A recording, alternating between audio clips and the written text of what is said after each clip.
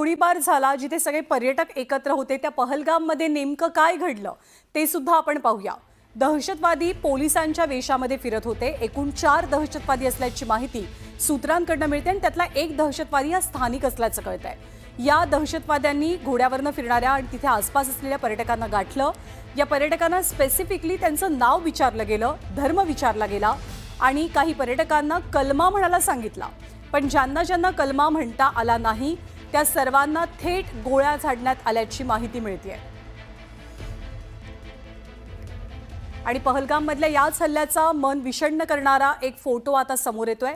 लग्नानंतर हनीमूनसाठी जम्मू काश्मीरला एक जोडपं गेलेलं होतं आणि याच जोडप्यापैकी पतीचा या भीषण गोळीबारात मृत्यू झालाय आणि त्याच्या मृतदेहाशेजारीच खिन्न अवस्थेत बसलेल्या पत्नीचा हा फोटो बरंच काही सांगून जाणारा आहे, तिची वेदना सांगणारा आहे। या गोळीबारानंतर तिथे पोहोचलेल्या स्थानिकांना तिनं आपली आपबीती सांगितली।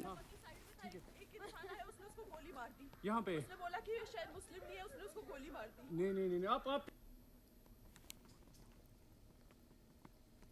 दरम्यान प्रत्यक्षदर्शींनी सांगितलं की नेमकं त्यावेळेला काय घडलं तेच आपण ऐकतोय। तो हमने पीछे 2 फायर दे सुने हैं, लोग जमा हो गए हैं, हमने ऊपर इसी के साथ ही फायरिंग शुरू हो गया है। अच्छा। फिर जब जाए मौके वारदात पर पहुंचे हैं तो हमने 3 इंजर्ड को उठाया और रेस्क्यू किया है। अच्छा, रेस्क्यू किया है।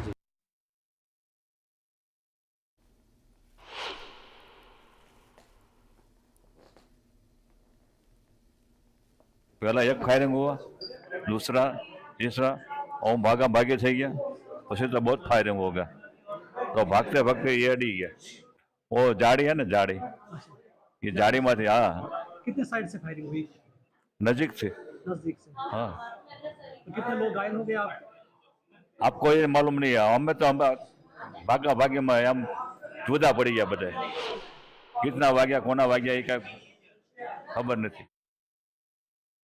तर अनेक पर्यटकांनी आपली आपबीती सांगितलेली आहे। विचारलं गेलं की तुमचा धर्म काय आहे, तुमची जात काय आहे आणि त्यानंतर अर्थातच जे मुस्लिम नव्हते त्यांच्यावर गोळीबार झाल्याची माहिती मिळते।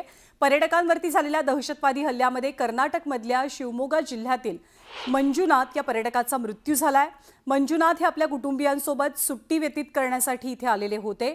मृत मंजुनाथ हे त्यांची पत्नी पल्लवी आणि लहान मुलासोबत काश्मीरला फिरण्यासाठी गेले होते। पहलगाममध्ये हे सर्वजण घोडसवारी करत होते आणि त्याच वेळेला मंजुनाथ यांना गोळी झाडण्यात आली आणि कुटुंबियांच्या समोरच त्यांचा मृत्यू झाला। हल्ल्यातनं बचावलेल्या पल्लवी यांनी दिलेल्या माहितीनुसार हे दहशतवादी स्पेसिफिकली हिंदूंना लक्ष्य करत होते। 3 ते 4 लोकांनी त्यांच्यावर हल्ला केल्याची माहिती पल्लवी यांनी दिली आणि माझ्या पतीला तुम्ही मारलं त्यामुळे मला सुद्धा मारा असं जेव्हा दहशतवाद्यांना पल्लवी यांनी सांगितलं त्यावर ते असं म्हणाले की तुला मारणार नाही, तू हे सगळं जाऊन मोदींना सांग। ही माहिती पल्लवी यांनी दिलेली आहे, आपबीती त्यांनी सांगितली आहे। हे अख्खं कुटुंब दक्षिणेकडचं होतं, कर्नाटकातलं होतं आणि अख्खं कुटुंब फिरण्यासाठी म्हणून काश्मीरला गेलेलं होतं। काश्मीरला या सीझनमध्ये उन्हाळ्याच्या दिवसांमध्ये फार मोठी पसंती दिली जाते पर्यटकांकडनं आणि जिथे हा सगळा प्रकार घडला, जिथे दहशतवादी हल्ला झाला तो परिसर फेवरेट डेस्टिनेशन मानलं जातं। सगळ्या पर्यटकांचं मिनी स्वित्झर्लंड असे या संपूर्ण परिसराला संबोधलं जातं आणि याच परिसरात दहशतवाद्यांनी अंधाधुंद गोळीबार केला। मृत पर्यटक मंजुनाथ यांच्या हत्येपूर्वीचा शेवटचा व्हिडिओ सुद्धा समोर आलाय आणि यामध्ये ते काश्मीरच्या दल लेकमध्ये आपल्या पत्नीसोबत शिकारामधनं फिरताना दिसतात। त्याआधी सुद्धा ते एका हाऊसबोटमध्ये राहिले होते आणि काश्मीरची आपली टूर खूप चांगली सुरू आहे असं सुद्धा त्या व्हिडिओमधनं सांगत होते। पण दुर्दैवानं हा व्हिडिओ त्यांचा अखेरचा व्हिडिओ ठरला। मैं मंजुनाथ शिवमोगा कर्नाटक से। हम इंडियन ट्रैवल स्टोर्स में बुक करके कश्मीर प्रवास में आए हैं।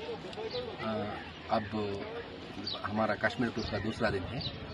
कल हम बोट हाउस में ठहरे थे। बोट हाउस तो बहुत अच्छा था।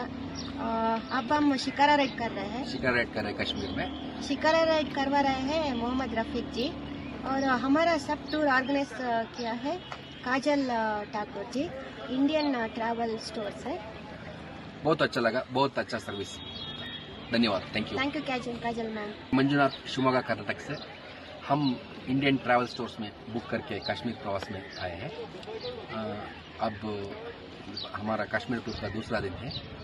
कल हम बोट हाउस में ठहरे थे। बोट हाउस तो बहुत अच्छा था।